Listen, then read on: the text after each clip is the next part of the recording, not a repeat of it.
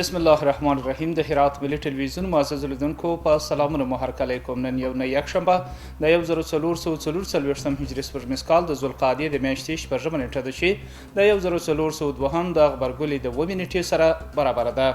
ستاسو پام د دې مهال خبري ټولګي ته راګرځوم. په سر کې د څو خبرونو سرټکي. د افغانستان لپاره د اروپایي ټولنې د سفارت مرستیال سره د هرات والي لیدنه. په دې لیدنه کې د روږدو یتیمانو او نورو برخو سره پر مرستې خبرې وسوې.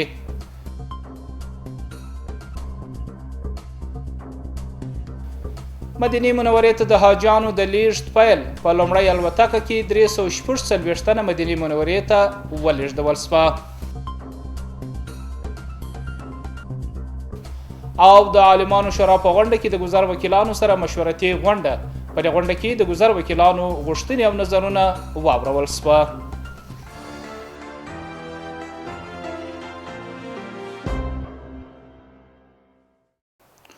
او اوس هم پام وکړئ بشپړ خبرونو ته. د افغانستان لپاره د اروپایي ټولنې سفارت چارسنبالي د هرات والي شیخ الحدیث مولانا نور احمد اسلام جار سره لیدنه وکړه. د اروپایي ټولنې سفارت چارسنبالي اغلي ریفلا لودي چې په دغه لیدنه کې د امنیت ټینګښت څخه د هرکلي ترڅنګ خپل یو شمېر کړنې د هرات والي سره شریک کړي او زیاته یې کړې چې هرات زموږ لپاره د ځانګړي موقف څخه برخمن دی. هغه همدار ژمنه وکړه چې د اوسني وضعیت سره سم به د افغانستان مثبت انځور نړیوالې ټولنې ته وړاندې کړي. بلخوا د هرات والي شیخ الحدیث مولانا نور احمد اسلام جار د اروپایي ټولنې د مرستو څخه د قدردانۍ ترڅنګ د هغوی نه وغوښتل چې د روږدو کسانو راټولولو او درملنې، د اوسیدونکو اقتصادي وضعیت ښه والي او یتیمانو لپاره په کور دننه د زده کړو زمینې برابرولو په برخو کې مرستې وکړي. د هرات والي همداراز ډاډ ورکړ چې د هرات سیمه ییزه اداره به د اروپایي ټولنې په شمول د ټولو مرستندویو مؤسسو سره د همکارۍ برخه کې د هیڅ ډول هڅو څخه ډډه نه کوي. د هرات زون د حاجیانو لومړی جوپه چې 346 تنه پکې شامل دي مدینې منورې ته ولېږدول سوه. د هرات څخه د حاجیانو لومړی الوتکه د ولایت مقام د دفتر رئیس او د حج اوقاف ریاست رئیس په حضور کې د خواجه عبدالله انصاري رحمت الله علیه د هوایي ډګر څخه مدینې منورې په لور والوتله. نور حال په راپورټ کې.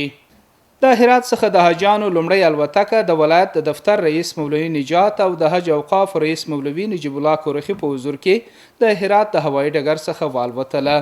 په دې الوتکه کې 346 تنه شامل و چې د زون ولایتونو حاجیان پکې شامل دي. د ولایت د دفتر رئیس د حاجیانو څخه وغوښتل چې د حج د مراسمو پر وخت د اسلامي نظام د بقا او خلکو لپاره دعا وکړي. امروز یک شنبه 8/11/1444 اولین پرواز از حجاج زونی غرب آغاز شد و در این پرواز 346 تن از حجاج محترم عازم مدینه منوره شدند و اداره محلی هرات از تمامی حجاج محترم می‌خواهد که برای آینده روشن افغانستان دعاهای خیری داشته باشند. دار از د حج اوقاف رئیس مولوی نجیب الله کورخي وویل حاجان حج ته د تلو په ترڅ کې د اسلام 5مه بنا پر ځای کوي.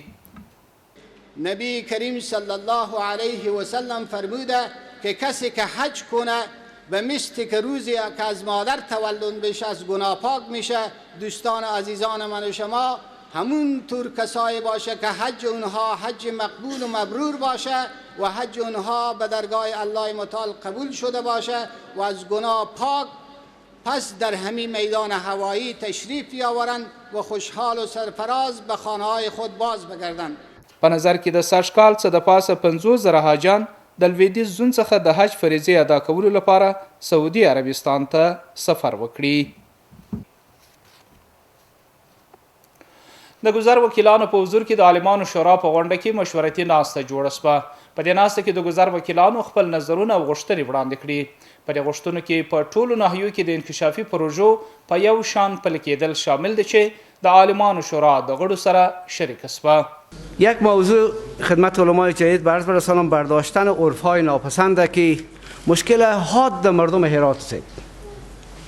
مشکلاتی که امروز میبینیم در تالارها مصارف بیجا و انگفته. ما تا 6-7 ماه پیش با رئیس و شورای علما هم به داخل تالار مولانا بحث کردیم به ارتباط. این امروز باز خواسته از این ملت، خواسته مردم مونه تمام اقشار جامعه میخواهند که این عرفای ناپسند از داخل تالار بردارین تا بتونن همه مردم خور به مو عیار بسازن. امروز یک منوی غذایی یک برادر ما درست میکنه به 2000-1800، اما یک برادر دیگه ما بدبخت و بیچاره ما توانت نداره که تا به 700 برخو منوی غذایی درست کنه. اینا از جمله عرفای ناپسند به کشور فقیر و بیچاره و بدبخت.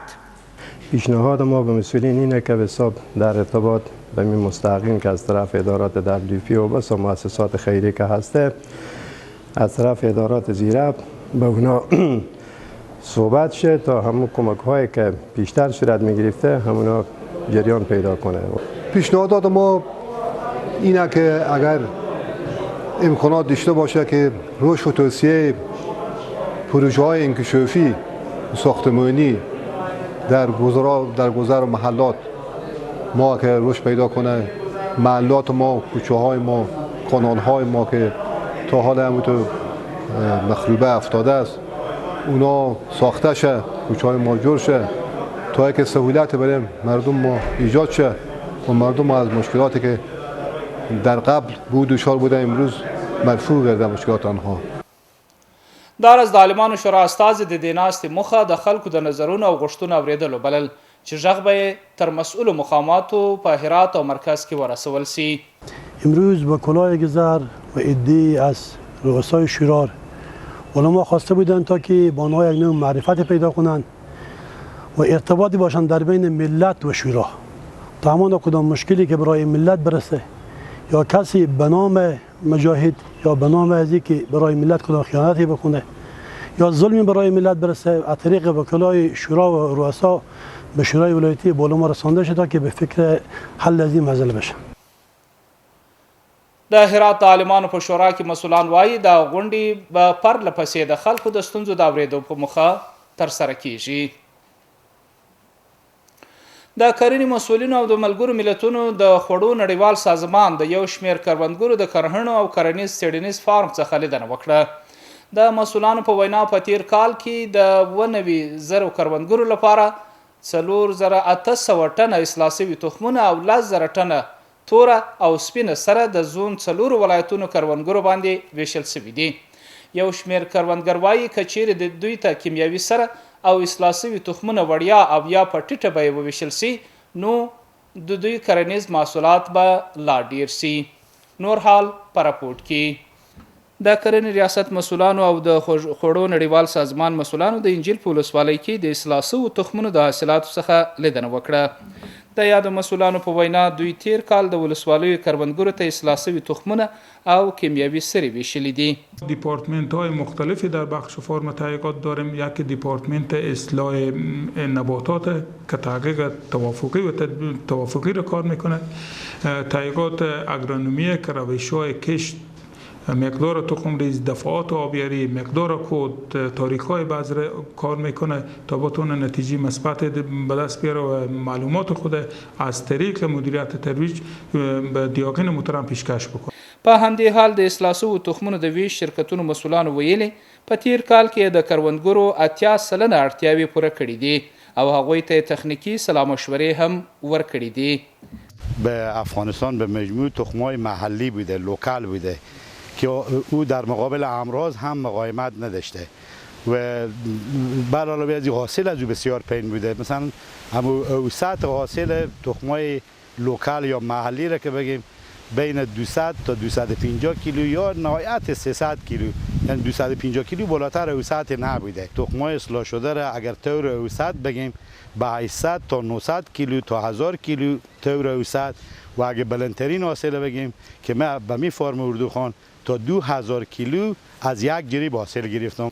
په همدې حال یو شمېر کروندګر وایي وروستۍ وچکالۍ د دوی لامل شوی چې د دوی د کروندو حاصلات راټیټ کړي. هغوی د اصلاح شوو تخمونو او کیمیاوي سرې د ویش له امله د کرنې مسؤلینو او خوړو نړیوال سازمان د همکارۍ څخه خوښي څرګنده کړه. تقریبا به برج عقرب اول عقرب ما کش کردیم، به پمزه عقرب آبیاری کردیم. به جریب ما به فی جریب 25 کیلو تخم بذری ما پاش دادیم، 25 کیلو هم کوت سیاه پاش دادیم. و بهار که هسته به اول بهار هم 25 کیلو سفید پاش دادیم و تقریبا یک 10 روز 15 روز اکتیش با 25 کیلو دیگه سفید پاش دادیم. ما به آبیاری از گندم کاسه بعد در روز یک دفعه آبیاری میکنیم. یعنی گندمی که به دیگون داده میشه و سندی صنف 2 و 3 گندمی که میمونه به پیش دیگون میرسه به صنف 10 بفهمیدین یعنی صنف حاصل سر حاصل میینه. حالا این گندم که سال اول دیگون کش میکنه این سر حاصل دیگه از این بالاه اگر خود از این دیگون گندم نگاه داره 2 سال دیگه کش کنه تقریبا جریبی 30 من الی 40 من حاصل از این پی میه. د یادونې وړ ده چې دغه هیات د اردوخان څیړنیز فارم او پل رنګینې فارم څخه لیدنه کړې. په دې فارمونو کې پر 200 ډوله غنمو او نورو حبوباتو سابو او میوو باندې څیړنې ترسره کیږي. د افغان لاجورد د نندارتون څخه تر دې دمه 50,000 تنو ګډون کړی دی. دغه نندارتون مسؤلانو ویلي د 2 ورځو په اوږدو کې 50,000 تنو نارینه او ښځینه مو د دغه نندارتون څخه لیدنه کړې. د هرات د کان او صنایعو خونې مشر حمید الله خادم وایي دغه نندارتون د کورنیو تولیداتو څخه د ملاتړ په موخه جوړ شوی چې 300 غرفې پکې نندارې ته ایښودل شوي دي. په دې نندارتون کې 100 غرفې د میرمنو او پاتې 200 د نارینه‌و دي چې د ننداره کوونکو د هرکلي سره مخامخ شوي دي. د دې نندارتون څخه د خلکو برسیره دولتي ادارو رئیسانو او استازو هم لیدنه کړې. د دې نندارتون څخه د خلکو د بېساري لیدنې له امله یوه بله ورځ هم د هغې دوام وځنډېدی. یو تن د نشهیي توکو د پلور په تور د اسلامي امارت ځواکونو د لوري ونیول سو. د هرات امنیه قمندانۍ د 10 امنیتي حوزې منصوبینو د یو کشفي عملیات په ترڅ کې یو تن د نشهیي توکو د پلور په تور د دې حوزې د مربوطاتو څخه نیولی دی. د دې کس څخه یوه اندازه نشهیي توکي ترلاسه شوي دي. قدرمنو دوستانو د ما سلامونه ومنئ. شپه مو په خیر. اوس هم پاملرنه وکئ د سبا ورځې د هوا حالاتو ته. دوشنبه هرات شهر المر 11 درجه 14 تیتای 14 غوریان المر 11 درجه 14 تیتای 12 کراخ نیمه ریاض 11 درجه 9 تیتای 14 او پشتون زرغون المر 11 درجه 14 تیتای 12.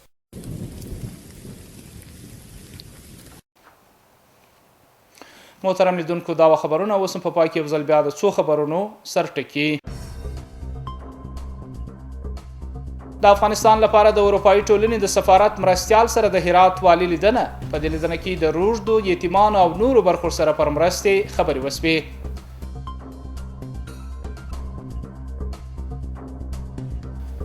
مدینې منورې ته د حاجیانو د لیږد پیل په لومړۍ الوتکه کې 346 تنه مدینې منورې ته ولېږدول شوه.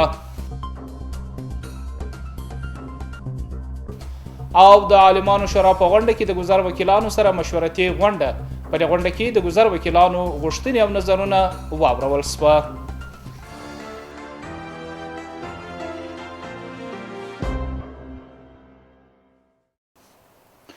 درنو محترم لیدونکو دا و د دې مهال خبرونه چې ستاسو قدرمنو حضور ته وړاندې شوه. تر بیا مو په لوی او مهربان الله سپارم. هر چیرې چې یاست خوشحاله شپې ولرئ.